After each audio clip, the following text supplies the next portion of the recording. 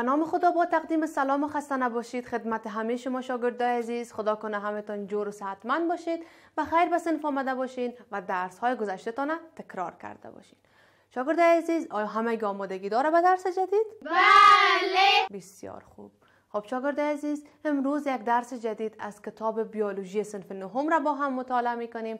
درس ما درباره رگ‌های خون هست که صفحه 25 و 26 کتاب بیولوژی صنف نهم هست.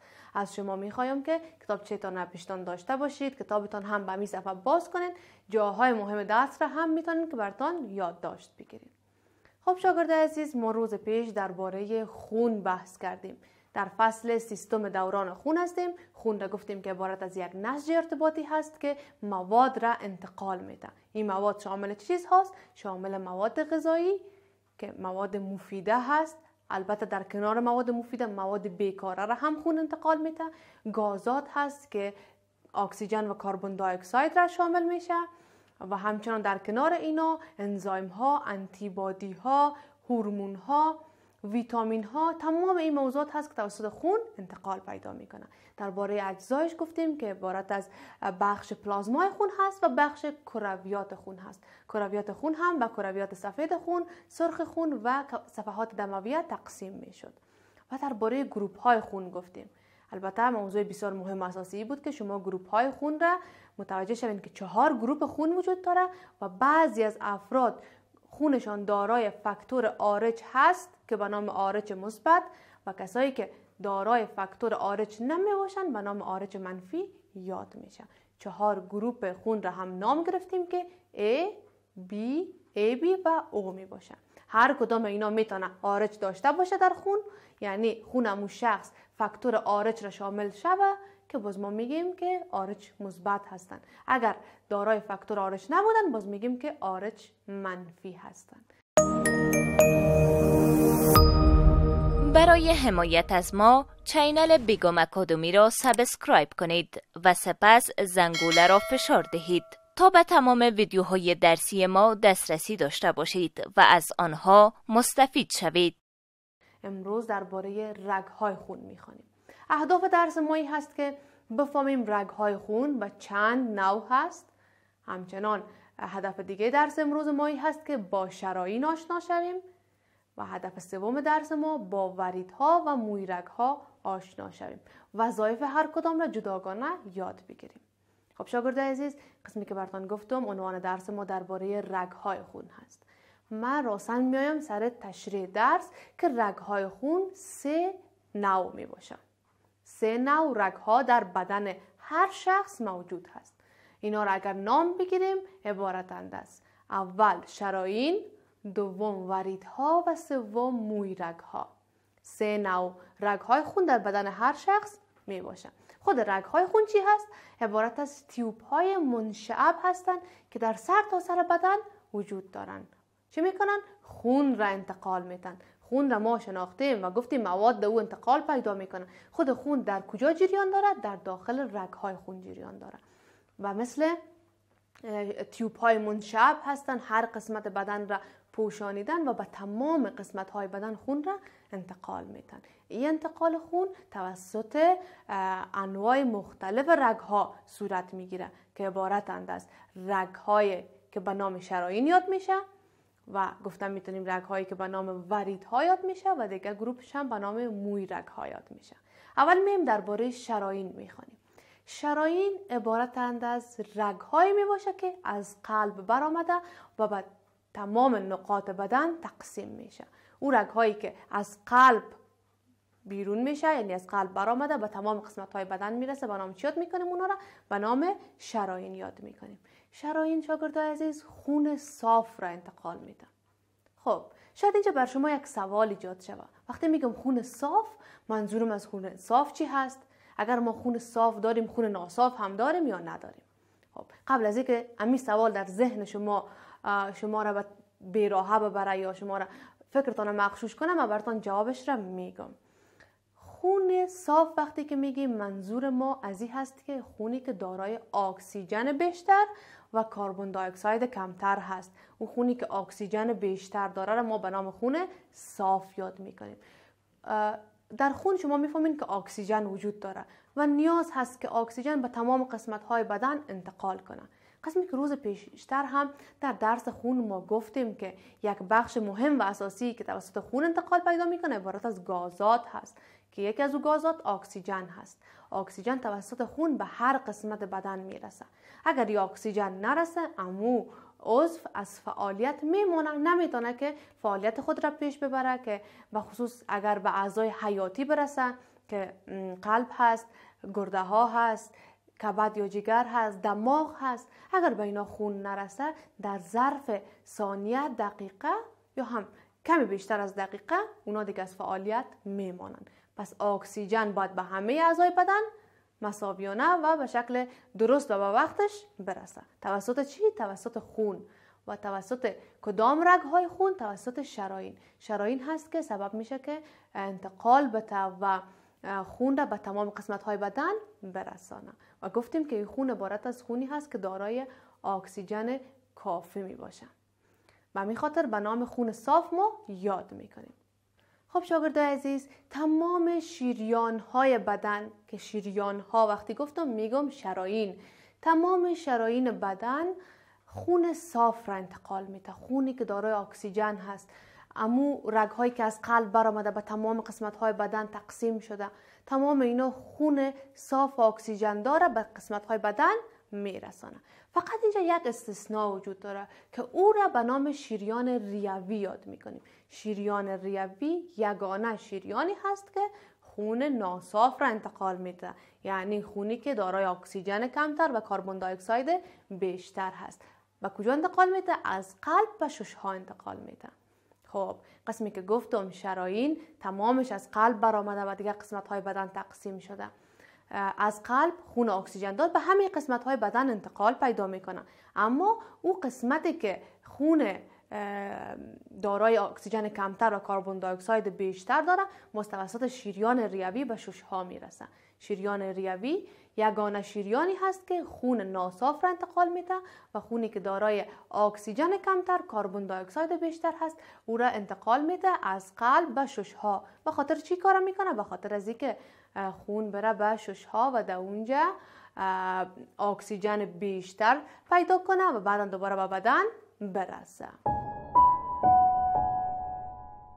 شاگرد عزیز، شریان ها اگر ما خوب به شریان دقت کنیم و ساختمانش را ببینیم، اول خود گفتیم که به شکل یک تیوب منشعب هست.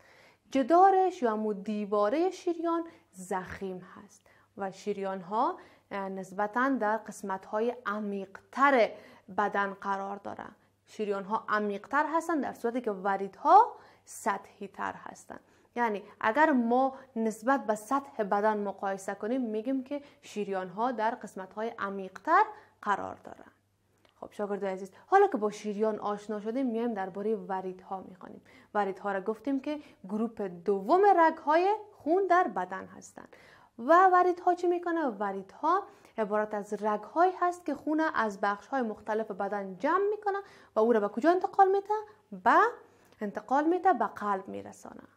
یعنی خوب دقت کنین، برعکس شرايين عمل میکنه. شرايين خون توسط امی بخش هایی که تقسیم میشه از قلب به تمام قسمت های بدن میرسانه. حالا بعد از قسمت های بدن دوباره خون جمع شه و به قلب برسه. این که دوباره خون از همه قسمت های بدن جمع میشه و به قلب میرسه، این توسط چی صورت میگیره؟ توسط وریدها. شاگردای عزیز، تمام وریدها خون ناصاف را انتقال میده. خونی که دارای اکسیژن کمتر هست را انتقال میده. یعنی از دست، پا، همه قسمت های بدن وقتی که شریان ها خون صاف را انتقال داد و اکسیژنش به امو اعضا مصرف شد، دیگه او خون اکسیژن کم داره، کربن دی اکساید بیشتر داره. حالا اونا توسط وریدها پس از همه قسمت های بدن جمع میشن و میان به قلب میاین. پس ما میگیم که این خونی که وریدها انتقال میده دارای کربن دی اکساید بیشتر و اکسیژن کمتر هستند. البته یک استثناء در وریدها هم وجود داره. چی میگیم؟ همه وریدها خون ناصاف را انتقال میدن به استثنای ورید ریوی. ورید ریوی چی میکنه؟ خون صاف را انتقال میده. از کجا؟ از ششها. خون صاف از ششها به قلب میرسانه.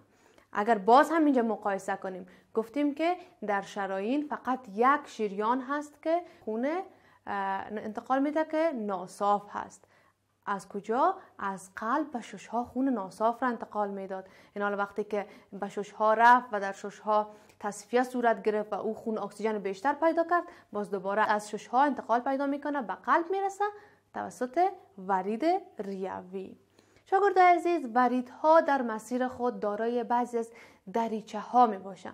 ما این دریچه ها را به نام والو ها یاد می کنیم. یعنی در مسیر وریدها، در جریان خون چی وجود داره؟ بعضی از دریچه ها وجود داره. یعنی شما ساختمان ورید را خوب در نظر بگیرین، فکر کنین که در هر قسمت یک راه وجود داره. این راه ها را ما به نام والو ها یاد می کنیم یا به نام دریچه ها یاد می کنیم. چرا این موجود هست؟ این دریچه ها به خاطر وجود داره که از برگشت خون جلوگیری کنه. یعنی زمانی که خون انتقال پیدا کرد و پیش رفت، دوباره به طرف پشت سر به عقب بر نگرده. از برگشت خون چی میکنه؟ جلوگیری میکنه. این توسط چی صورت میگیره؟ توسط خود وریدها صورت میگیره و همچنان گفتم میتونیم توسط والو هایی که در وریدها هست. شاگردان عزیز، وریدها نسبت به شریانها سطحی تر واقع هستند و جدارشان یعنی همون دیوارشان نازکتر هست. همچنان فشار خون در اونا کمتر هست نسبت به شریانها. اگر مقایسه کنیم باز هم میگم که شریانها جدار ضخیم داشتن در صورتی که وریدها جدار نازک دارن. فشار خون در شریانها بسیار سریع هست در صورتی که فشار خون در وریدها کمتر هست و همچنان شریانها در قسمت‌های عمیق‌تر جلد قرار داره، اما وریدها سطحی‌تر قرار داره. مثلا شما اگر کدام وقتی کنول زده باشین یا پیچکاری در رگ کرده باشین، در قسمت وریدهایی که در سطح دستها دیده میشه تطبیقات بر شما صورت گرفته. این رو به نام چی یاد میکنیم؟ به نام وریدها یاد میکنیم. قسمت دیگه عبارت از موی رگ‌ها هست. شاگردان عزیز، نوع دیگه از رگ‌های خون را ما به نام موی رگ‌ها یاد میکنیم.